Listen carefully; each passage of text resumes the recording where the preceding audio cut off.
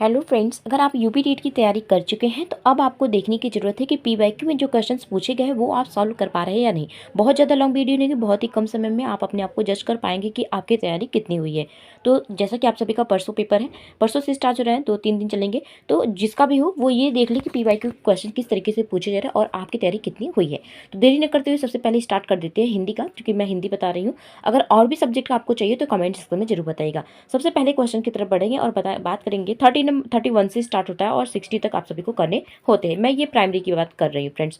उसके साथ ही स्टार्ट करती हूँ जहाँ पे लिखा गया है कि यहाँ पे सबसे पहला ही क्वेश्चन कि कौन सा वाक्य शुद्ध है। ठीक है, खेतों में लंबे लंबे घास उग आए, वृक्षों पर कोयल कूक रही है, परशुराम के क्रोधाग्नि ने छतरियों को जला दिया या गलियों को चौड़ा करना आवश्यक है। फ्रेंड्स यहाँ पे जो है सही ऑप्शन पूछा गया है, तो ऑप्शन नंबर 4 इसका राइट आंसर हो जाएगा, गलियों को चौड़ा करना आवश्यक है।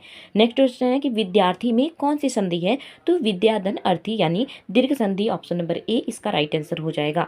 नेक्स्ट क्वेश्चन की बात कर लेते हैं कि कानन का पर्यायवाची शब्द है।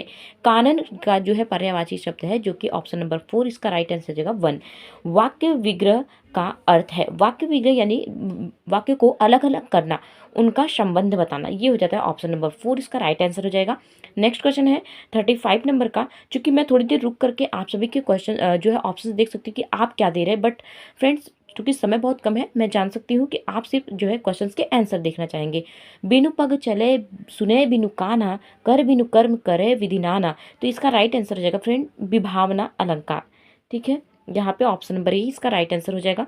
पंकज में कौन सा समास है, तो फ्रेंड्स यहाँ पर इसका राइट आंसर हो जाएगा बहुव्रीहि समास।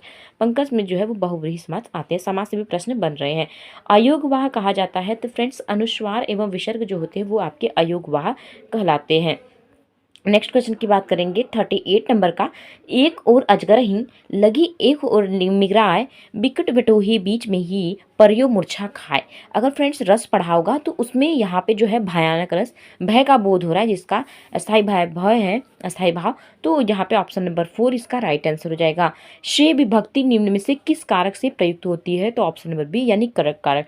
तो आपको याद होना चाहिए, पूरा टेबल याद रखिएगा। कर्ता ने कर्म को कर से संप्रदान के लिए, आपादान से अलग होने के लिए, संबंध काके की, अधिक्रम में पेपर, संबोधन हे हरे भो, ये आपको पूरा याद होना चाहिए। अगर इससे एक भी क्वेश्चन पूछा तो फ्रेंड्स आपके 1 नंबर कट सकते हैं, अगर आपने गलत कर दी होंगे तो। ठीक है, तो इससे अपनी तैयारी अपने आपको ही देखना है कि कितना किया आपने। नेक्स्ट है 40 नंबर का। उसने नहाकर भोजन किया, इस वाक्य में नहाकर निम्नलिखित में से किस क्रिया का उदाहरण है, तो फ्रेंड्स नहाकर भोजन किया यानी कि नहा ये क्रिया हो चुकी है, तो ऑप्शन नंबर बी पूर्वकालिक क्रिया। सूफी संतों की शैली क्या होती है, तो मसनवी शैली, ऑप्शन नंबर 3। नेक्स्ट है गुड़िया भीतर गुड़िया के रचनाकार। तो फ्रेंड्स यहाँ पे जो है क्वेश्चन जो है पूछा जाता है, तो यहाँ पर देख सकते हैं इसका राइट आंसर हो जाएगा मैत्रेयी पुष्पा का है गुड़िया भीतर गुड़िया। ठीक है, नेक्स्ट क्वेश्चन है 100 अजान एक सुजान की रचनाकार कौन है। यहाँ पर देख सकते हैं कि 100 यहाँ पे जो है 100 अजान एक सुजान की जो है रचनाकार कौन है, यहाँ पे दिया गया है।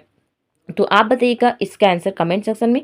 ठीक है, नेक्स्ट आगे बढ़ते हैं। गोस्वामी तुलसीदास का निधन वाराणसी के किस घाट पर हुआ है, तो ऑप्शन नंबर सी यानी 80 घाट पर इसका राइट आंसर हो जाएगा। भक्तमाल जो है किसका है, वो नाभादास का है, ऑप्शन नंबर ए इसका राइट आंसर हो जाएगा।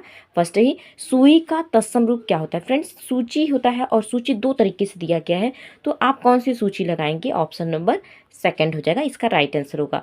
ठीक है, नेक्स्ट अगर बात करेंगे तो परिसीमन का विलोम क्या होता है, तो फ्रेंड्स यहाँ पे असीमन भी होता है और निर्सीमन भी होता है। तो निर्सीमन इस तरीके से नहीं लिखा जाता है, निर्सीमन जो होता है निर्सीमन, यहाँ पे एक मिनट फ्रेंड्स, यहाँ पे जो है निर्सीमन जो है दिया गया है, निर्सीमन यहाँ मन इस तरीके से दिया गया था उस जिसमें आयोग का माना गया था, तो इस तरीके से क्वेश्चन को वहाँ पे ऑप्शन उसका दिया गया। नेक्स्ट है धूसर शब्द का जो पर्यायवाची है वो होता है गर्दभ। भूतों अथवा जीवों द्वारा होने वाला दुख, वाक्य के लिए यहाँ पे लिए एक शब्द बताइए, तो इसका राइट आंसर हो जाएगा ऑप्शन नंबर 4 आधी दैहिक। क्या हो जाएगा, आधी दैहिक। नेक्स्ट क्वेश्चन की बात करते हैं। ऊँट की चोरी निहुरे निहुरे जो है इसका राइट आंसर हो जाएगा, बड़े काम जो है छिपकर नहीं किए जा सकते। फिर उसके आप सभी को पता है कि यहाँ पे पैरा भी रहता है, जिससे कि आपके 5 क्वेश्चन फिक्स रहते हैं। तो अगर 5 क्वेश्चन अगर आप पैरास करते हो तो 5 नंबर तो आपके कहीं से ही जाने वाले हैं। तो सबसे पहले क्वेश्चन देखेंगे, धर्म पालन करने में बाधा डालने वाली प्रवृत्तियाँ कौन सी हैं। तो आप सभी को पता है फ्रेंड्स कि कभी भी पूरे क्वेश्चन को नहीं पढ़ा जाता है, आपको देखना होगा कि कौन सी ऐसी है जो बाधा डालने की प्रवृत्तियाँ हैं। तो यहाँ पर इसका राइट आंसर होगा कमजोर मन, उद्देश्य। यहाँ पे जो है कमजोर मन उद्देश्य आपको पढ़ना भी पड़ेगा, क्योंकि पूरा पढ़ूंगी तो समय लगेगा, और मैंने भी बताया कि पूरा आपको नहीं पढ़ना है। इसमें से आपको देखना है कि कमजोर मन जो है कहाँ दिया गया है। तो जहाँ पे भी आपको लगेगा वहाँ से ही आपका जो है आंसर हो जाएगा। ठीक है फ्रेंड्स, यहाँ पे कमजोर मन, उद्देश्य का निश्चितता न होना तथा चंचल मनोवृत्ति का होना। ठीक है, नेक्स्ट क्वेश्चन की बात कर लेते हैं। नेक्स्ट क्वेश्चन है 52 नंबर का। 52 नंबर पे जहाँ पे दिया गया है कि संसार के बड़े बड़े लोगों ने सबसे श्रेष्ठ माना तो अपने कर्तव्य को, यहाँ पे पैरा में देख के ये सब करना। लेकिन हाँ, कुछ क्वेश्चन ऐसे होते हैं जो आपके व्याकरण से होते हैं, जो कि आपके ग्रामर से होते हैं, वो आपको आना चाहिए। निर्बलता शब्द में उपसर्ग और प्रत्यय का सही विकल्प है निर्बलता। ठीक है, यानी निर जो है वो उपसर्ग हो जाएगा, ता जो है आपका प्रत्यय हो जाएगा। ऑप्शन नंबर ए इसका राइट आंसर है। कायर की भाववाचक संज्ञा क्या है, कायरता। यहाँ पे जहाँ पे भी ता शब्द देखे और उसका अर्थ निकले वो हो जाता है जो है भाववाचक संज्ञा। अपना मतलब निकालने वाले के लिए उचित शब्द क्या है, तो अपना मतलब जो निकालता है उसे क्या कहते हैं, स्वार्थी कहते हैं। ठीक है, 56 नंबर की बात कर लेते हैं, जहाँ पे दिया गया है निम्नलिखित में से वाचन शिक्षण की विधि नहीं है कौन सी। तो व्याख्या विधि नहीं आती है, क्योंकि यह जो है व्याख्या विधि को जो है शिक्षण में नहीं इंक्लूड किया जाता, बट उतना उसमें अच्छा नहीं माना जाता। निम्नलिखित में से अभिव्यक्त्यात्मक उद्देश्य कौन से हैं। ठीक है, ऑप्शन नंबर फर्स्ट इसका राइट आंसर हो जाएगा, जो है सहानुभूति विचारों के भावों को अभिव्यक्त करना। हिंदी साहित्य के इतिहास के संबंध में modern vernacular literature of Hindustan किसका है, जॉर्ज ग्रियर्सन का। ये बहुत ही फेमस पुस्तक इनकी, और एक गादा द तासी का आपको पढ़ना होगा।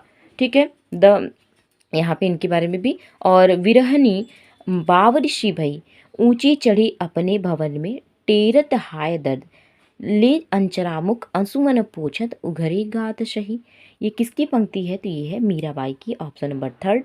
नेक्स्ट हिंदी का पहला जो है पत्र है वो है उत्तंत मार्तंड। तो मैंने 30 क्वेश्चन बताए, क्योंकि मैं चाह रही थी कि आपको क्वेश्चंस के लेवल पता हो और आपका कितनी तैयारी वो आपको पता हो।